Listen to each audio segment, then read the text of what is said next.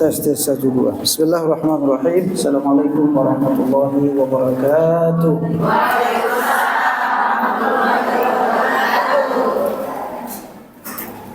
Alhamdulillahilladzi nazzala al-furqana ala 'abdihi liyakuna lil 'alamin nadhira. Asyhadu an la ilaha illallah wahdahu la syarika lah wa asyhadu anna Muhammadan 'abduhu wa rasuluhu. المبعوث كافة للناس بشيرا ونذيرا اللهم صل وسلم على سيدنا محمد وعلى آله وصحبه تسليما كثيرا أما بعد. Apa kabar ibu-ibu semuanya? Sehat? Alhamdulillah. Siap sampai jam 11.30?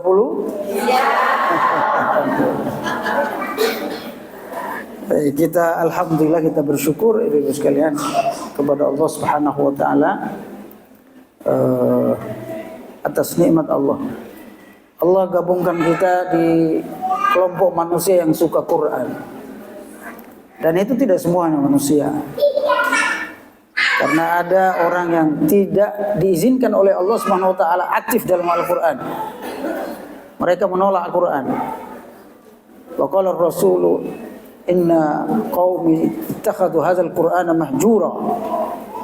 Ada orang tidak mau dekat dengan Al-Qur'an, tapi kita alhamdulillah Allah izinkan dekat dengan Al-Qur'an, dan ini adalah nikmat Allah yang luar biasa kepada kita. Salawat dan salam terus kita juga sampaikan kepada Rasulullah Muhammad sallallahu alaihi wasallam beserta para sahabat, keluarganya, dan kita semua umatnya yang selalu istiqomah terhadap Islam ila yaumil qiyamah. Ibu sekalian, tes 1 2. Tes 1 2. Oh, 2 ya. Kita hormati bersama pimpinan LTQ ya? Yayasan Sumur Bambu, Serumpun Bambu, Masya Allah. Yayasan Serumpun Bambu, pengelola sekolah Nurul Iman.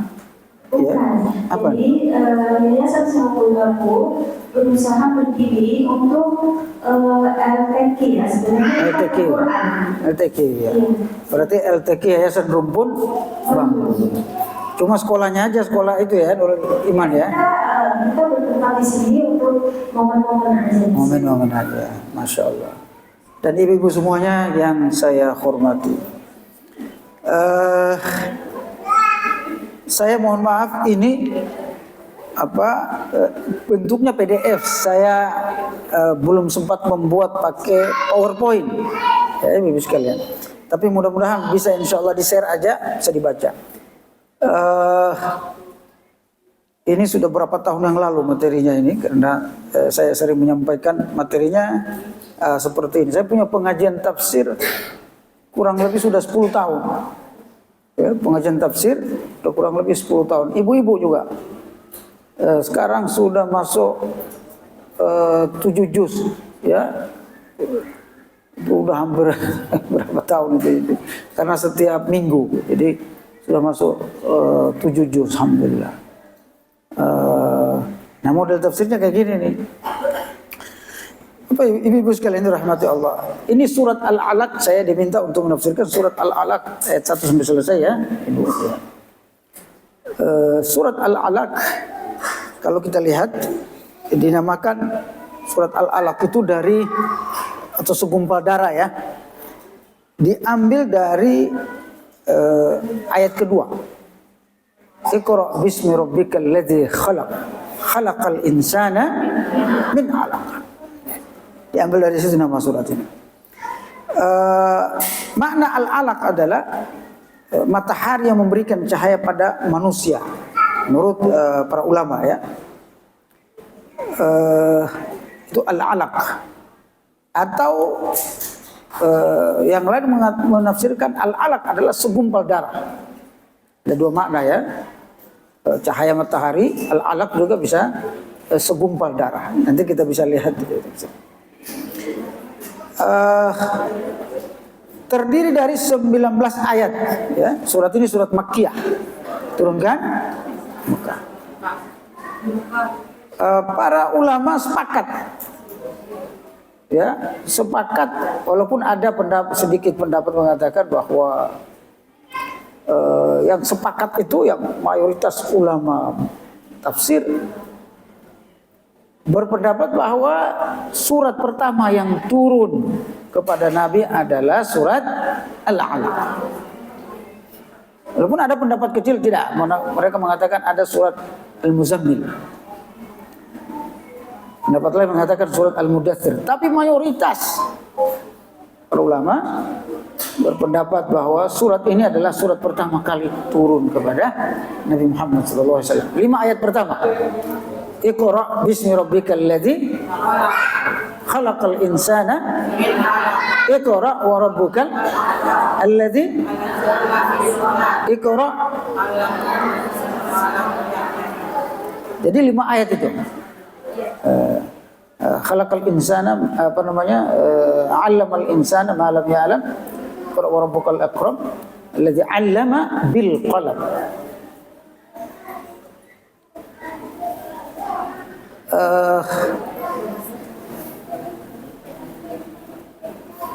Keutamaan surat.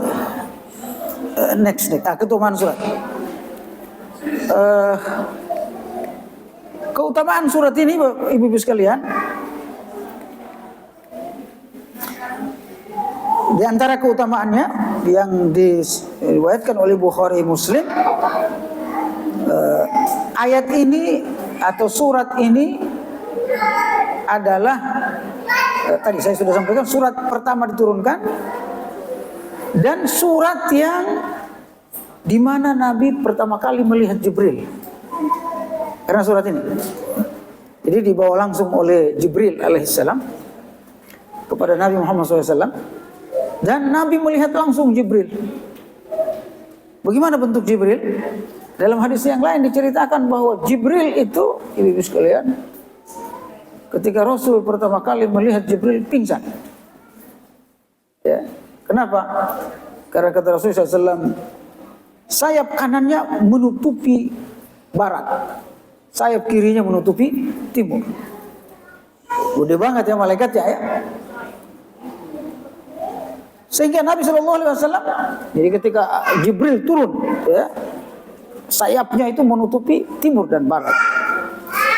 Saking gedenya Nabi SAW tidak pernah melihat model makhluk seperti itu, beliau pingsan. Jadi ibu-ibu di belakang bisa perhatiin?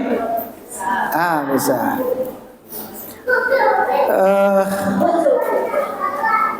Karena kata Allah Subhanahu wa taala, "Iza quri'a alaihimul Qur'an fa'ansitu." Ya, kalau kita lagi bahas Quran, tidak boleh melakukan kegiatan lain selain Quran. Ya, ibu-ibu, kalau kita melakukan kaji Quran atau hadis, bahkan hadis, nggak boleh sibuk dengan yang lain. Kenapa? Kita berdosa dengan Quran. Berdosa kepada Allah SWT. Tidak boleh kita menyampingkan atau mengkesampingkan firman Allah Subhanahu wa taala. Itu adab kita terhadap Quran. Sebab turun surat ini, dalam sebuah riwayat Nabi menerima pertama kali wahyu dari Allah menyendiri di Gua Hira. Nabi SAW, nggak usah dibaca, saya ceritain aja. Dari umur 25 ketika Nabi menikah, beliau mulai gelisah melihat keadaan masyarakat Mekah, jahiliyah Arab yang begitu parah, ya ibu. Dalam hati Nabi, ini manusia kok nggak ada agama, ini manusia kok menyembah patung, ada 360 patung disembah. Paling besar itu Kubal, Manata, Uzzah, Lata, dan seterusnya. Kemudian Nabi bingung, apa mungkin ini yang disembah? Jadi para nabi itu waktu masih remaja udah mikir kayak gitu. Nah, anak-anak kita kalau remaja mikir apa sekarang? Insyaallah ya. Oh itu Nabi Ustaz. Ya, kita Nabi kan harus diikuti. Tidak diutus Nabi kecuali untuk diikuti. Nabi itu gelisah. Harusnya anak-anak kita tuh remaja itu udah gelisah melihat umat. Anak kita sekarang sibuk main game, tidur, dan seterusnya. Mohon maaf. Dan Nabi SAW masih remaja itu udah sih bingung dia. Kenapa manusia begini? Nabi Ibrahim juga begitu, umur belasan tahun dia. Siapa Tuhan? Dia mikir begitu. Nah begitu juga Nabi Muhammad SAW. Sampai umur 40 dia bingung, mikir terus. Nah suatu ketika di puncaknya ada selama 3 tahun beliau mencari satu tempat yang sepi, namanya Gua Hira. Sekitar berapa kilometer dari Mekah ya, 2 atau 3 kilometer. Mungkin yang pernah haji umroh pernah ke sana. Tapi ke sana. Di dalam gua itu Nabi SAW berdiam sambil menangis, memikirkan umatnya. 3 tahun belum pergi. Tahun ketiga baru kemudian turun ini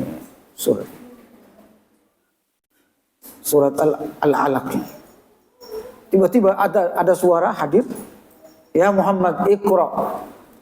Wahai Muhammad, bacalah. Nabi Muhammad kaget, kok orang ini tahu nama saya. Ya Muhammad Iqra. Suara itu mulai mendekat. Ketika dia lihat di atas, ternyata Jibril alaihissalam, seperti yang saya ceritakan tadi. Kata Nabi SAW, ma ana biqari. Mohon maaf, saya gak bisa baca. Karena Nabi Muhammad buta huruf bukan berarti bodoh ya. Beda bodoh, beda buta huruf. Buta huruf itu gak bisa baca, gak bisa nulis saja. Tapi otak cerdas. Kalau zaman kita terbalik, bisa nulis, bisa baca, otak gak sebagian ya. Mikirnya film drakor mulu otaknya gitu ya. Ya, TikTok mulu otaknya. Kalau orang dulu enggak, Nabi Muhammad SAW nggak bisa nulis tapi otaknya mikir umat. Lalu 3 kali, ma ana biqari. Aku nggak bisa baca ya wahai Jibril, aku nggak bisa baca. Faqattani Jibril memeluk aku dengan kuat kencang sampai aku nggak bisa napas. Ya, wallahu alam apa maksud Jibril memeluk Rasulullah SAW. Ya seperti dipeluk sampai sesak dada. Lalu kemudian setelah ketiga Iqra, Jibril meneruskan, Iqra bismi rabbikal ladzi khalaq. Khalaqal insana min 'alaq. Iqra wa rabbukal akram. Alladzi 'allama bil qalam. 'Allamal insana ma lam ya'lam. Nabi SAW 5 ayat itu masuk ke hati Nabi SAW, dihafal mati. Nabi itu kalau sudah terima wahyu hafal mati, nggak mungkin lupa. Lalu beliau pergi ke rumahnya, ya berjalan menuju rumahnya, kan berkilo-kilo jalan, 2-3 kilo jalan. Di perjalanan turun lagi Jibril,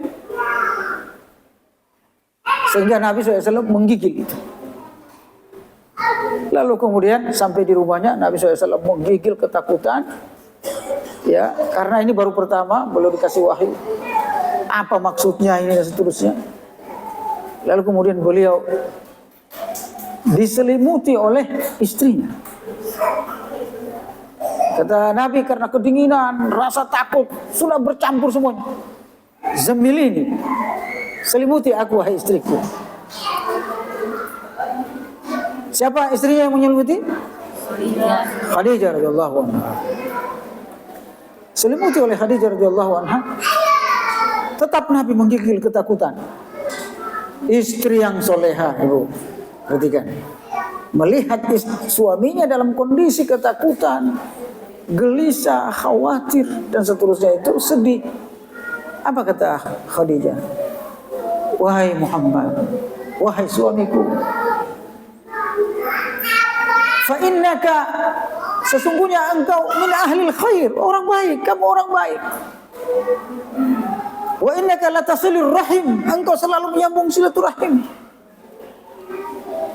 Fa innaka minal amin, engkau adalah orang yang dipercaya, jujur, tidak pernah berbohong. Bahasa kita, engkau ini orang soleh, orang baik. Gak mungkin yang datang itu adalah yang jahat, karena itu baik.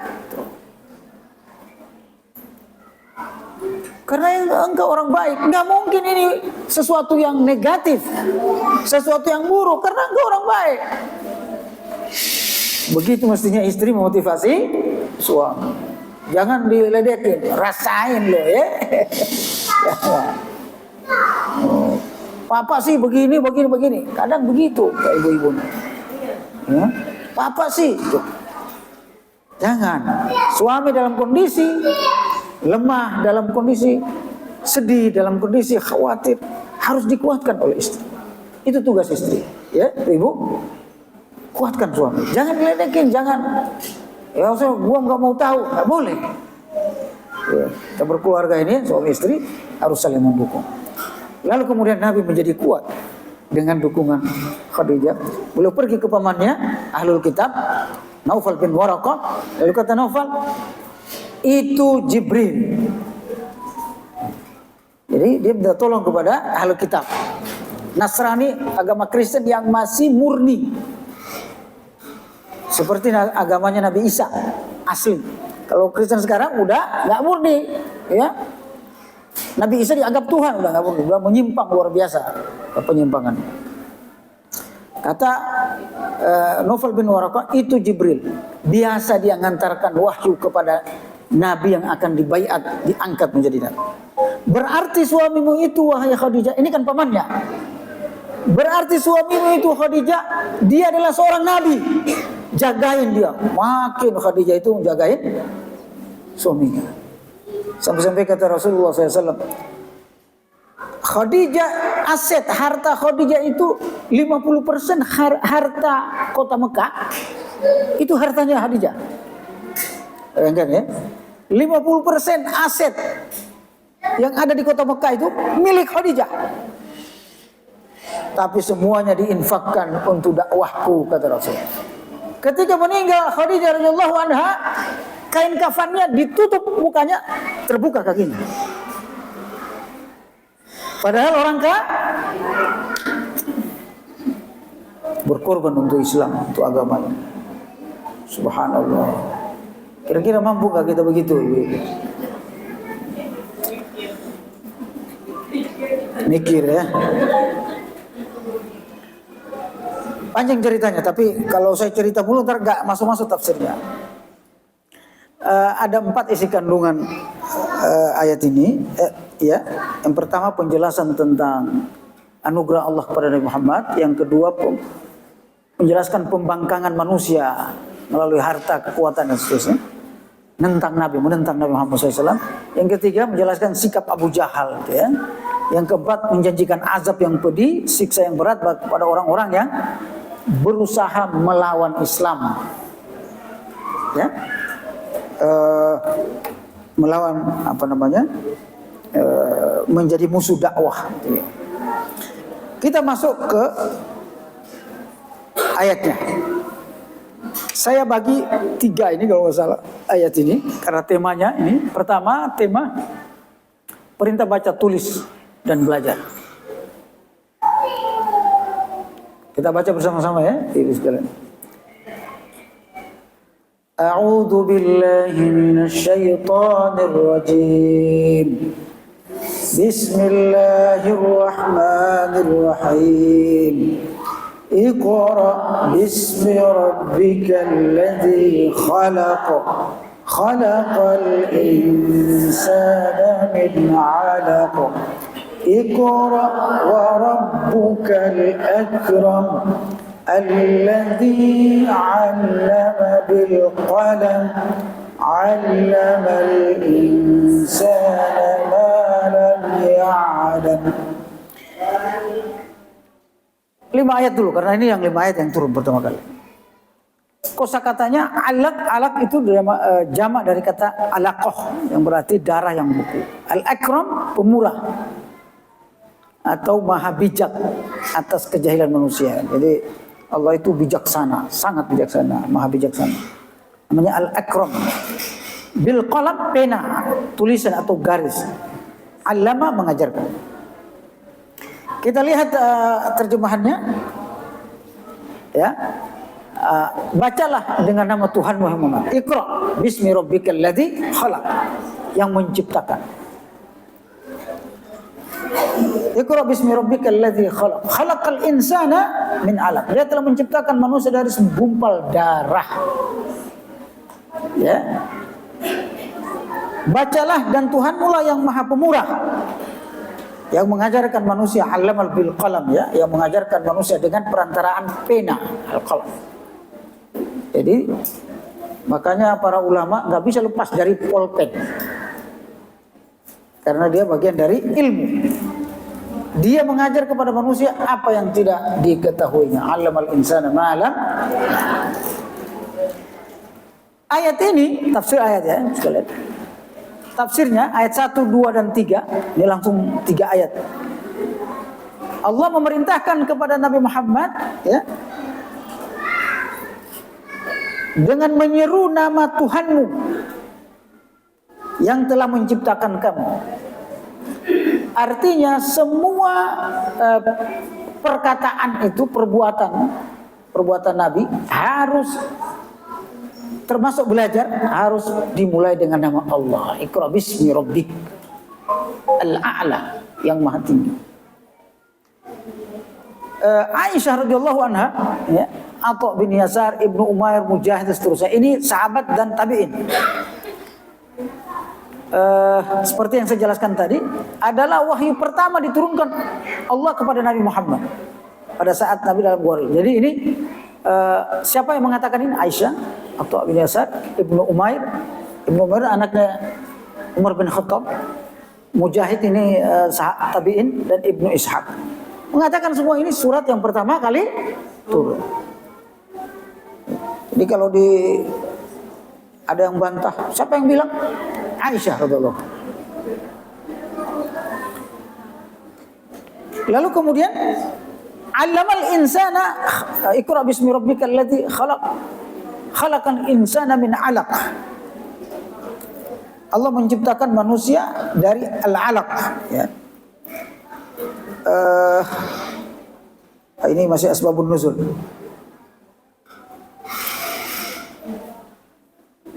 Ini tadi asbabun nuzul yang saya sudah baca, ya Ibu sekalian. Kita kembali kepada ayatnya, tolong dikembalikan ke ayat, naikkan ke atas. Arabnya. Ini asbabun nuzul. Dinaikkan sedikit. Naik. Enggak, ya. Kita lihat ayatnya, ya. Khalaqal insana min 'alaq. Jadi manusia itu diciptakan oleh Allah Subhanahu wa taala dari segumpal darah yang membeku. Darah yang membeku. Ini ibu-ibu pasti tahu nih. Anak-anak itu lahir dari darah. Sebelum darah ada namanya sperma. Sebelum sperma ada namanya tanah. Jadi alaq itu sebenarnya dia sudah proses yang ketiga, tahap ketiga. Darah. Ada namanya ibu-ibu pendarahan, biasanya keguguran. Jadi darah yang akan jadi janin itu kemudian keluar semuanya.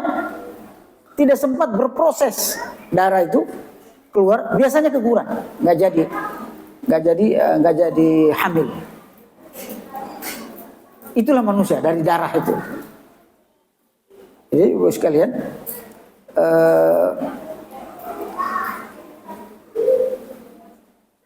di antara tanda-tandanya, ibu-ibu yang hamil dia akan berhenti haid, berhenti mengeluarkan darah. Kenapa? Karena bahannya itu dari darah itu, al-alaq. Ya. Berhenti hamil karena darah itu. Lalu darah itu kemudian berproses di rahim ibu selama 9 bulan 10 hari. Lalu kemudian nanti menjadi di ayat yang lain dari alaq kemudian menjadi izaman. Jadi menjadi izam. Sebelum izam menjadi daging, lahman izam. Jadi prosesnya itu ada tujuh proses. Tapi kita nggak membahas ini sekalian. Tapi alaq itu yang sudah kita pahami, darah yang menjadi anak itu. Makanya kata Allah menciptakan manusia dari segumpal darah. Ibu-ibu dulu pernah marah, saya pernah dengar ya waktu di kampung. Saking marahnya sama anaknya. Mendingan kamu jadi darah saja dulu. Saking marah sama anaknya. Mendingan kamu jadi darah aja dulu. Gak jadi manusia. Kenapa? Karena asal bahan utama manusia itu dari darah. Tapi yang paling awal itu dari tanah, kemudian sperma, kemudian dari sperma jadi darah. Begitu seterusnya ini sekalian. Kemudian berikutnya, Iqra wa rabbukal akram. Baca wahai Muhammad dan Tuhanmu yang maha mulia, yang maha bijaksana. Alladzi 'allama bil qalam. Yang mengajarkan kamu al-qalam, pulpen. 'Allamal insana ma lam ya'lam. Ini penting Ibu. 'Allamal insana ma lam. Manusia itu tidak tahu apa-apa aslinya kecuali Allah ajarin ilmu. Jadi sumber ilmu satu-satunya itu adalah Allah Subhanahu wa taala. Jangan bilang sumber ilmu itu dari Aristoteles, Plato dan sebagainya ya, sekalian. Sumber ilmu itu dari Allah Subhanahu wa taala. Dalam surat An-Nahl Allah berfirman, "Wallahu akhrajakum min butuni ummahatikum." Ada yang hafal Quran? Sesungguhnya Allah yang mengeluarkan kalian dari perut ibu-ibu kalian. Ya? Kata Allah, Allah mengeluarkan kalian dari perut ibu-ibu kalian. La ta'lamuna syai'a. Kalian tidak tahu apa-apa. Tidak punya apa? Bodoh. Kita nggak tahu apa-apa. Ketika lahir udah ada yang S2 belum? Ya. Ketika lahir udah bisa baca itu anak. Ketika lahir kita nggak tahu apa-apa. La ta'lamuna syai'a. Lalu kemudian kata Allah, wa ja'ala lakumus sam'a wal absara wal af'idah ya la'allakum tashkurun. Lalu kemudian kami jadikan bekali kalian dengan mata, pendengaran dan hati. Dan mengatakan hati di sini maksudnya akal. Ya, agar supaya kalian mensyukurinya. Jadi kita tidak tahu apa-apa. Allah yang mengajarkan kita. Lewat apa? Lewat mata kita nih. Lihat ini. Coba Bapak Ibu, ibu-ibu sekalian. Biasa gabungan Bapak Ibu. Ibu-ibu sekalian, nggak punya mata, nggak punya kuping. Kira-kira bisa belajar tafsir nggak? Makanya kita syukuri mata dan kuping kita ya, Ibu. Kita bisa belajar, bisa tahu ilmu dari mata dan kuping. Subhanallah. Ayat berikutnya, 5 ayat berikutnya. Terus.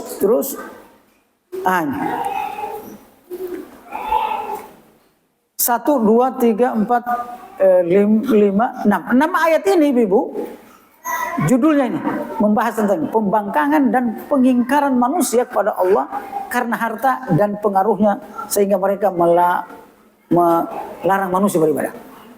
Jadi ada orang ngeyel dikasih tahu, membangkang, ya, gak mau tahu, gak mau percaya, masa bodoh. Itu karena ini, karena harta, karena materi, cari fulus. Gak mau ngaji, kenapa? Sibuk nyari fulus. Betul. Memang harta ini, fulus-fulus itu mengganggu kita untuk berilmu kadang. Padahal mestinya harta digunakan untuk menuntut ilmu.